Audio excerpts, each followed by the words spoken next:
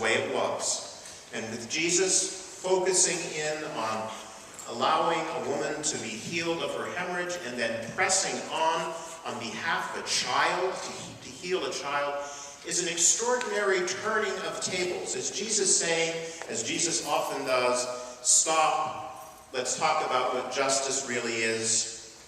Let's talk about human rights. Let's talk about what it means to be human and bring healing into that situation. Certainly this week in America has been an absolutely remarkable week for the topics such as social justice and human rights and a turning of tables. We have an example in South Carolina ongoing. We saw evil happen in South Carolina, and we saw that evil cannot triumph, that good can come out of that in a wonderfully amazing, dramatic way this week. Who's ever seen a president stand and lead a hymn before? That was first in history, wasn't it? Then going to the Supreme Court, not one, but two landmark decisions that are going to be in the history books. Young people are going to have to know what June 2015 was in the summer of the United States of America. It was a time when another step was taken to increase health care for every American who would need it. It was a time when, after years of persecution and years, difficult, terrible years for the gay members of our country, finally something wonderful happened. And as our own presiding bishop, Catherine Jeffords Shorey, said in a statement which I put on Facebook the other day, love triumphs. Love is patient and kind. The greatest of these things is love. And we celebrate that. At the same time, our hearts go out to our Muslim brothers and sisters who begin the feast of Ramadan, only to have places around the world targeted with terror. And what a discouraging and sad thing it is to begin a holy season amidst violence. But that's our world. Evil will not triumph, but evil is persistent. And so, my friends, as we gather here today, we may want to ask ourselves, how as Christians can we respond in a world that often seems to lack justice? In a world where violence seems all too prevalent? In a world where so many of our brothers and sisters lack the basic human rights of food, clothing, and shelter? What do we do? How do we respond? I think Paul's letter to the Corinthians is very, very telling today.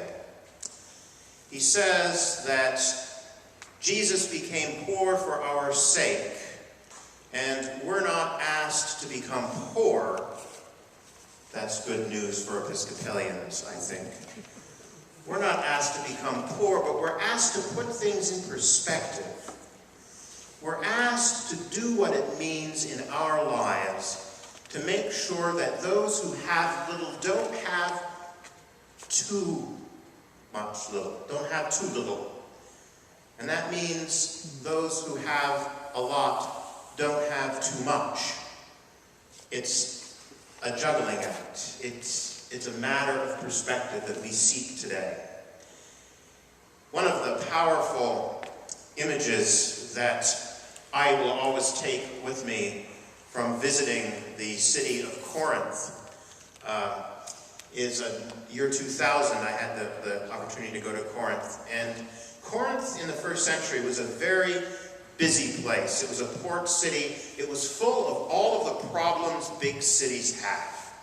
Every single one of them. You name a social problem, it was in Corinth. Paul was struggling with that rambunctious, boisterous, hedonistic, materialistic environment he was struggling to nurture the church there.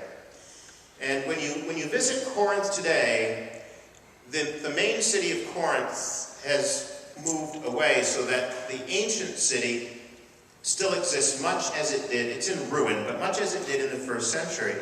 And as you enter the city, there's this grand boulevard, and it's just lined with shops and commercial buildings. And the columns of these are all there.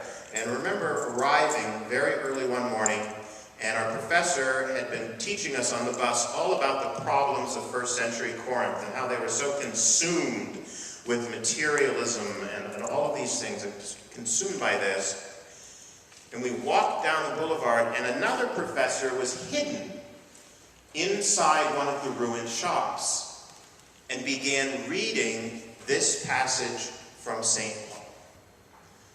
Amazingly powerful to know of what the Corinthians thought they stood for, now in ruin around them, but the eternal words of the gospel of Jesus coming through the Apostle Paul, drifting through those ruins, and hearing the caution, make sure that those who have little don't have too little, and make sure those who have much don't have too much, for Jesus became poor to care for us. Seeking that perspective is central to who we are as Christians and how we order our lives. If you ever want to have a very concrete experience and example which roots you right exactly in the middle of that perspective, it's going to Guatemala. This Thursday, we're sending our 8th group of people down to La Labor to meet people who are so materially poor and yet so spiritually rich. It gives you instant perspective when you're there, and by the time you're done, most Guatemalan travelers don't want to come home, don't want to come back to America, because we realize there's so much of what we have here we don't need. The much is too much. And that the people who we think have so little have something that we desperately want in our lives. They have a centering, a grounding, they have a spirit, they have a faith and a compassion that goes beyond anything I can begin to describe. My friends, I invite you, in future years, I trust these trips will continue, to learn more about them, perhaps to go on one.